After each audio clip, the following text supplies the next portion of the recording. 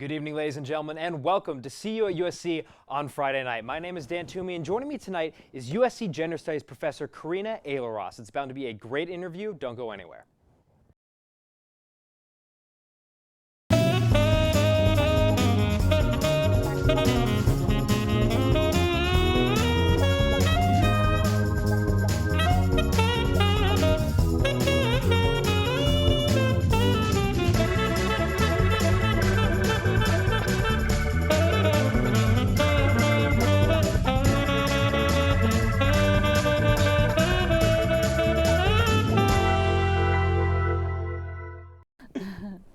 Once again, thank you for joining us. My name is Dan Toomey here for See You at USC on Friday night. And Professor Elieraas, thank you so much for joining us. Thanks it's a so pleasure much. to have you on the show. It's a pleasure. So just for those watching who might not be familiar with what you exactly do at USC, if you wouldn't mind just elaborating upon it. I know you're a gender studies professor, but it seems that you do so much more. Yeah, so I'm a gender studies professor, but I'm very interested in media and sexuality studies and international politics, Middle East. So yeah, I'm kind of all over the map. Yeah, I was going to ask because reading your biography, you have so many different fields of what you delve into. I mean, it's cinema studies, it's gender studies, it's international.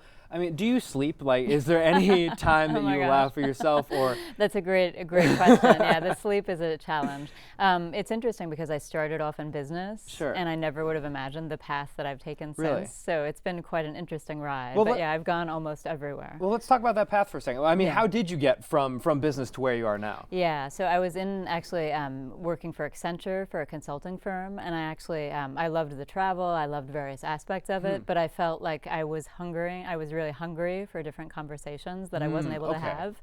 So within a year I left, and I thought about law school, I thought about a bunch of different things, and I just at the end of the day thought I really want to be somewhere where I feel like I'm having conversations that interest me, that I'm passionate about.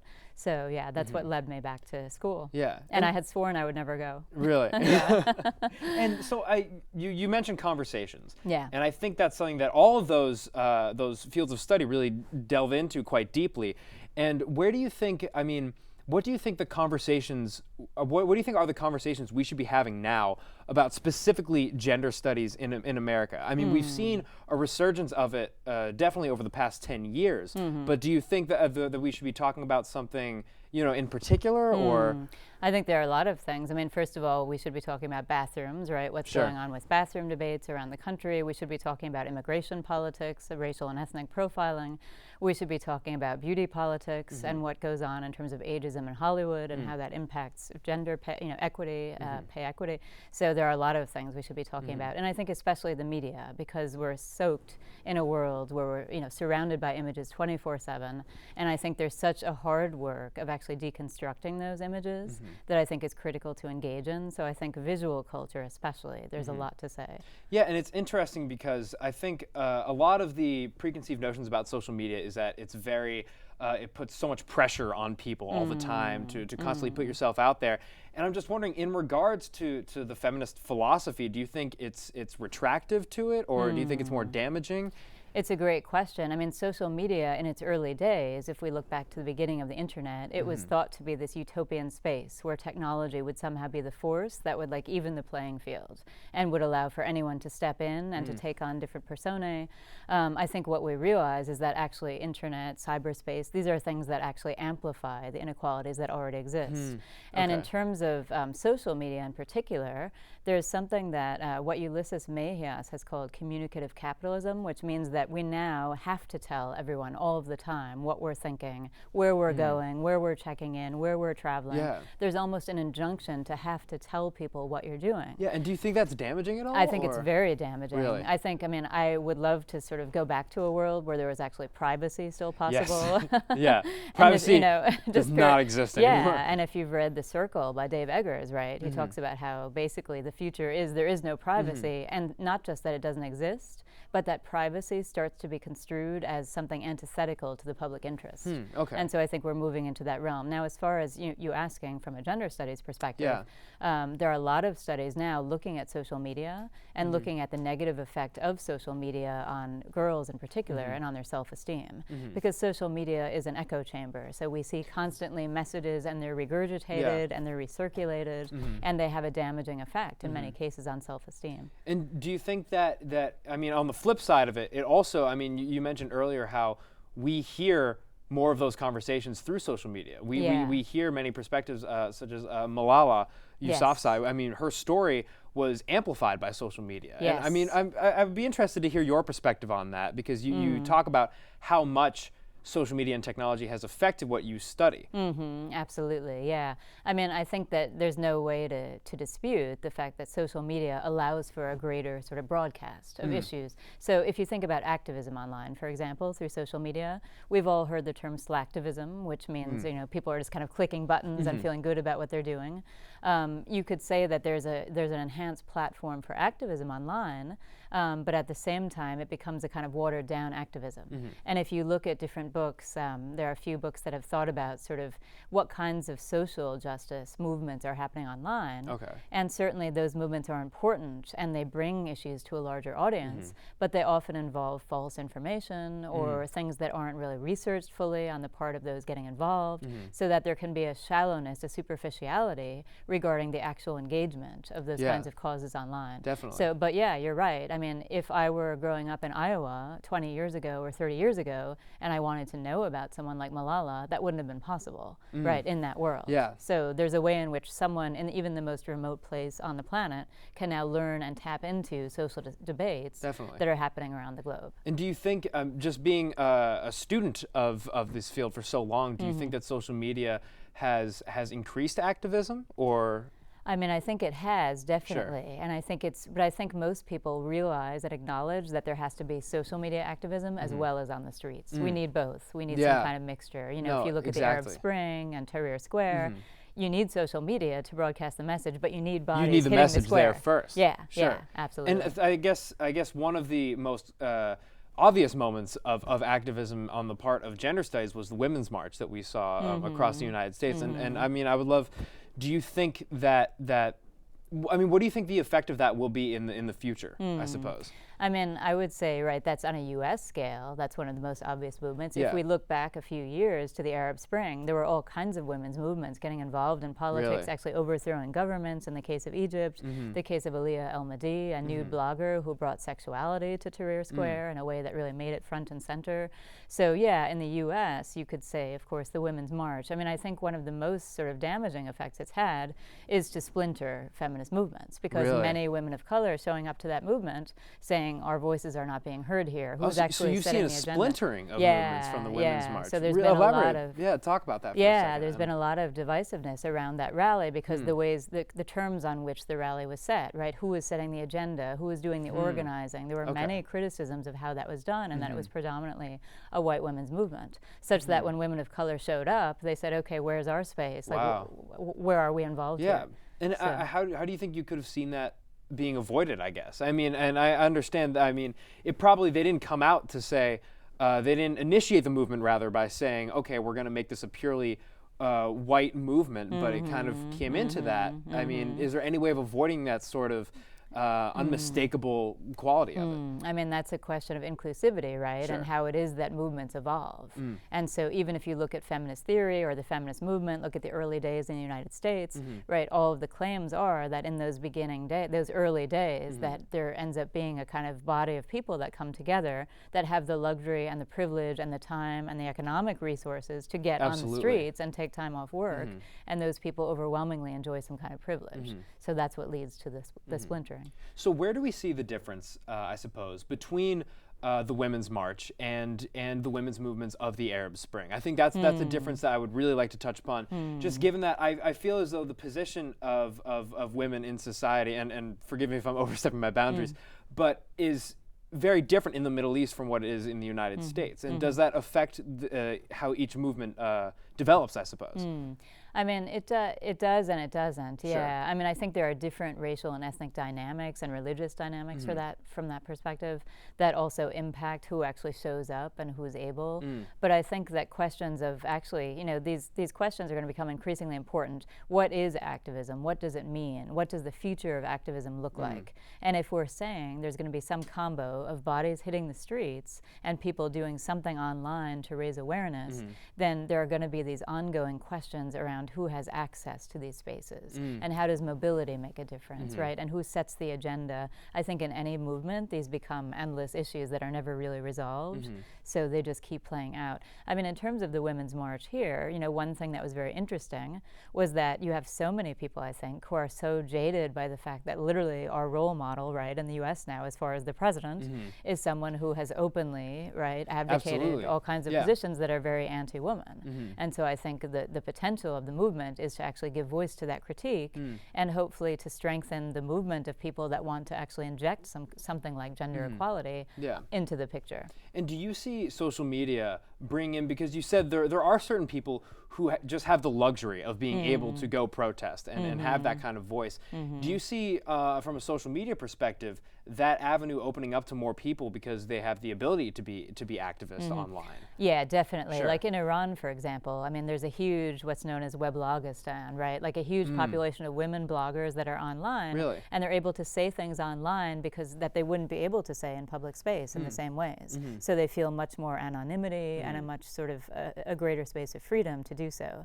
So yeah, it's very interesting to think about that. In other contexts, that's not so true, because if you think about the US, for example, going on, or even if you think worldwide, going online isn't a privilege still that everyone has. Absolutely. So there's still something called the digital divide, meaning that there are still a lot of populations out there that are not able to spend time surfing the net or figuring out what they want to do online. Yeah. So given that, there's still that digital divide to contend with. But overall, it's a space that does allow those who are living in regimes that might not allow them in public space or might not allow them a voice in that space to actually now come in an anonymous place and have that voice. Absolutely. And you mentioned earlier something I thought was very interesting I wanted to talk about was during the Arab Spring, you mentioned the importance of an Egyptian nude blogger. I mean, I would love to hear more of her story because it just sounds so fascinating. Oh, yeah. No, it's fascinating. And I've actually written about this, and it's huge. It's very important to me. So Aliyah Al-Mahdi, who was an art student, she was just at American University of Cairo. And so while people were starting to hit the square and the sort of Tahrir Square, the whole uprising was starting to overthrow Mubarak, she, as an art student, decided to do a bunch of things. And one of them was to kind of critique some of the gender politics that were going down in Tahrir Square, because there were men and women coming to the square, but they were being penalized. The women who came were being penalized for mixing with men. And so they were so there were multiple things happening. Division amongst unity, kind of. Yeah, and so women in that particular case were being now called sluts for showing up to a public square where they were being mixing with men. Wow. They were called loose women. I think one military official said, "These are not your daughters," right? These are loose women showing up to protest. So as a result, they were then forced to undergo virginity testing. And so that violence was going on in the square. And so Aliyah Al-Mahdi brought attention to that. But at the same time, she decided one day on Facebook to just put a bunch of nude photos up. And some were just herself, self-portraits. Others were she and her boyfriend. And in these portraits, she was really, and immediately it was shut down because it was Facebook and they have strict policies. So she started her own blog called A Rebel's Diary. And on that blog, put these photos. And immediately, one of them in particular went viral. And it was just a full frontal nude. And it was done very kind of straightforward and in your face, very kind of oppositional. And so that immediately gained a lot of traction, went viral, and people started to say, wow, she's actually putting sex on the table and putting women's issues on the table in a way that's saying, wait, this is part of the revolutionary conversation we need to be having. We need to talk about not only freedom of speech, but women's rights in this revolution as part of it. That's interesting. Yeah. Because it seems like there are so many more layers to revolutionary movements I think we take account for. Well, we have to take a quick commercial break, but if you wouldn't mind sticking around, I would love to talk more about this. Okay, Thank you so much for staying. Stick with us. Here's a quick commercial break.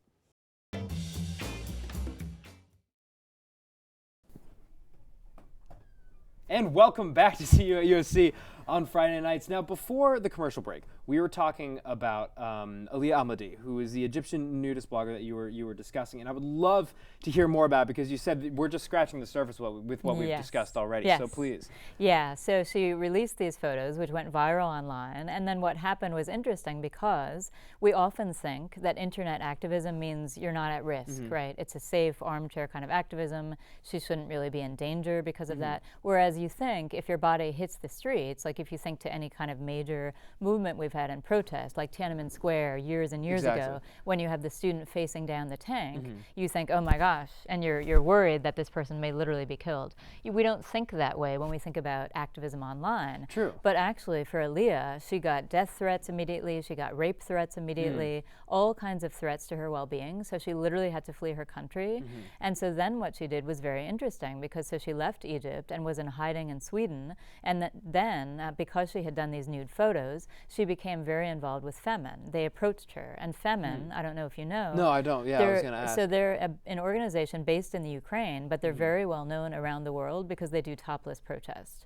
And so oh yes, yeah. So you've probably seen different, and they actually have a fascinating history as well. They started out as a group that was very interested in women's roles in revolution. They were a study group.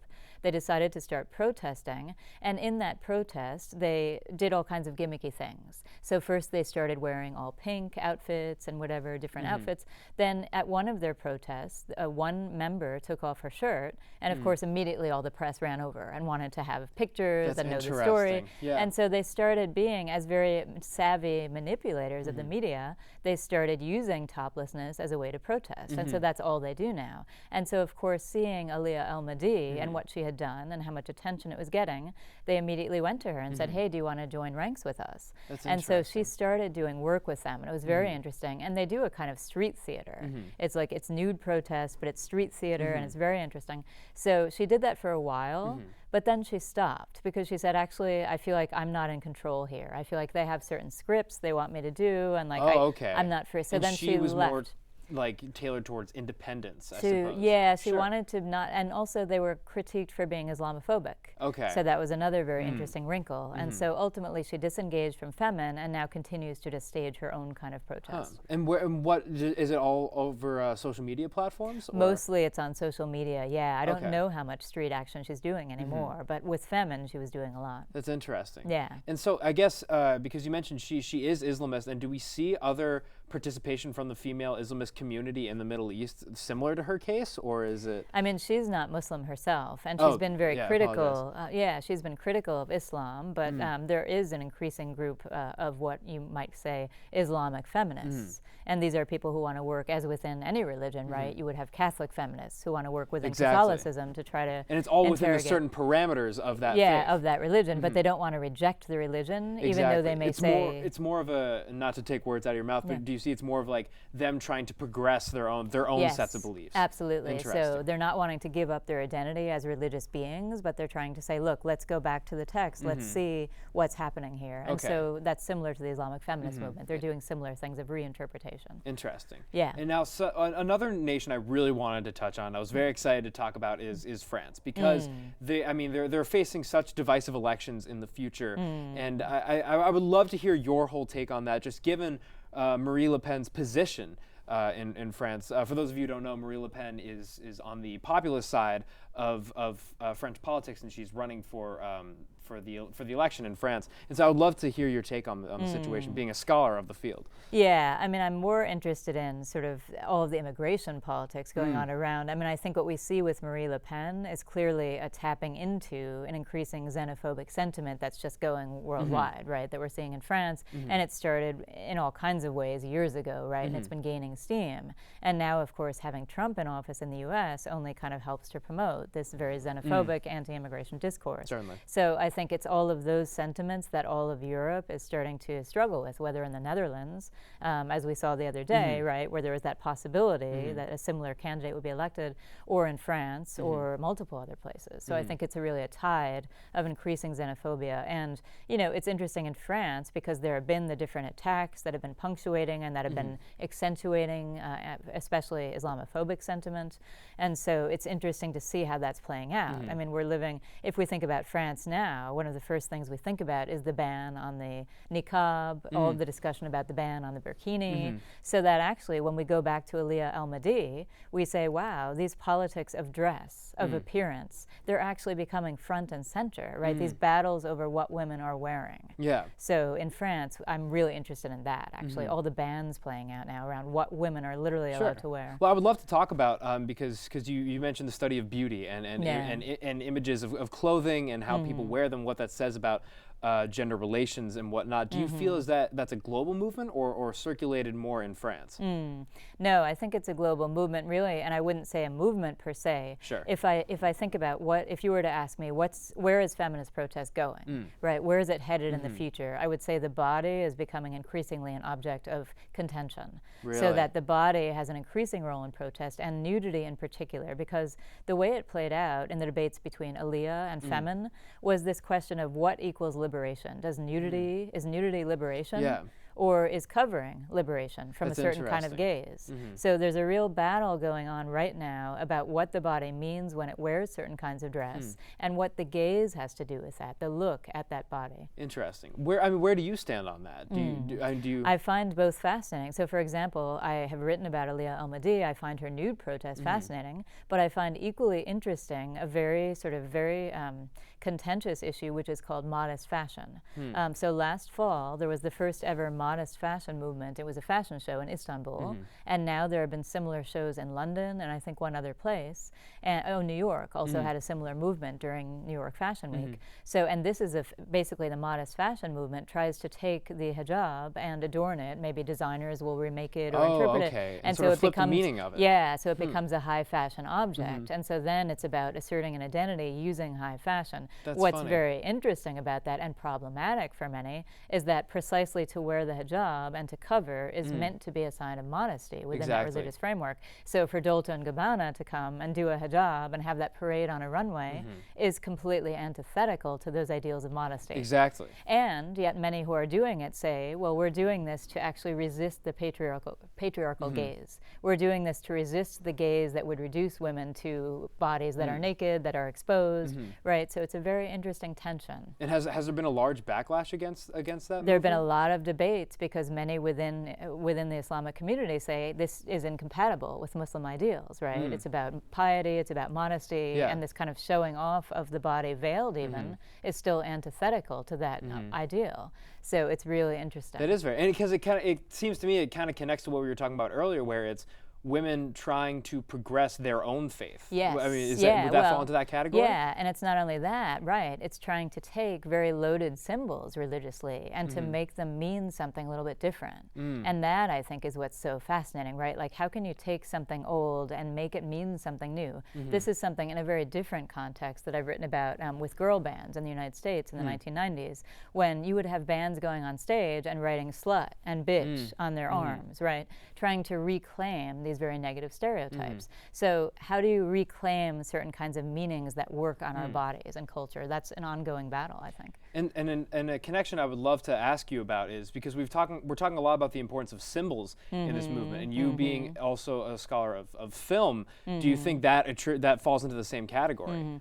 I think in film we have a lot of symbols that are negotiated all the time, and so I don't know, there haven't been films, for example, about these particular struggles. Sure. But there have been some, right? There's increasing attention, like there was actually a film about the Free the Nipple movement that I think came out last year. So increasingly we're seeing on film some of these debates about looking and about looking at the body that are then recast on film. And I think that's kind of fascinating to see. Yeah.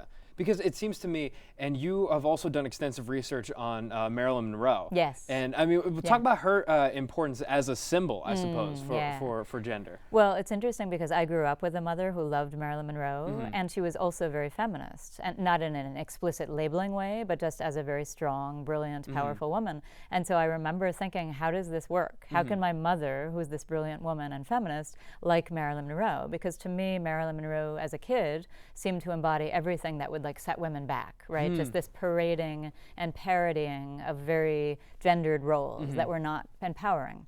And so I struggled with that. I felt like she was a really difficult symbol for me.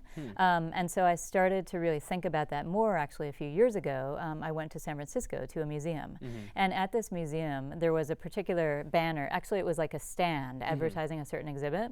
And on one side of the stand, there was a picture of Marilyn Monroe, and on the other side was a picture of Einstein. And I remember thinking, oh, what an interesting op art kind of piece. Yeah. And so I went to talk to my family about that. It was Thanksgiving. And I remember my brother saying, oh my gosh, as if you could have those two characters on the same side. And it was like a dismissive ridicule. And I actually felt offended about that. But then I thought, you know, what does that tell us, that kind of response? It tells us what I think is a broader story about how something like beauty and intelligence are not thinkable in this culture in the persona of a woman. We don't think they're compatible. We think either someone is hot or they're smart, right? And there have been all kinds of studies. Which is completely limiting. It's so limiting. And there have been all kinds of studies. Lisa Bloom, who did a book, I think, called Dumbing Down or something like this a few years ago, she actually did a bunch of studies of girls who were, say, 7 to 12. And she asked them things like, would you rather win the Nobel Prize or would you rather be hot? Overwhelmingly, the answers were hot, right? Just complete. And then the last question was, would you rather know how to read or be hot? Literally, it was the same answer. Wow. Imagine if you didn't know how to read. Literally, like going to the supermarket, like you literally would be struggling. But people are taught that their self-worth is so tied to beauty, young girls in particular, that they literally feel they have to make the choice and that they'd rather choose being hot. Wow. Well, I think that message really sums up our conversation perfectly, which is fantastic because unfortunately we're all out of time. But Professor, thank you so much for coming on. This has been this conversation has gone by so fast for me. Thank you for watching See You at USC on Friday night. We'll see you on Monday. Great. Thank you so much. This was such a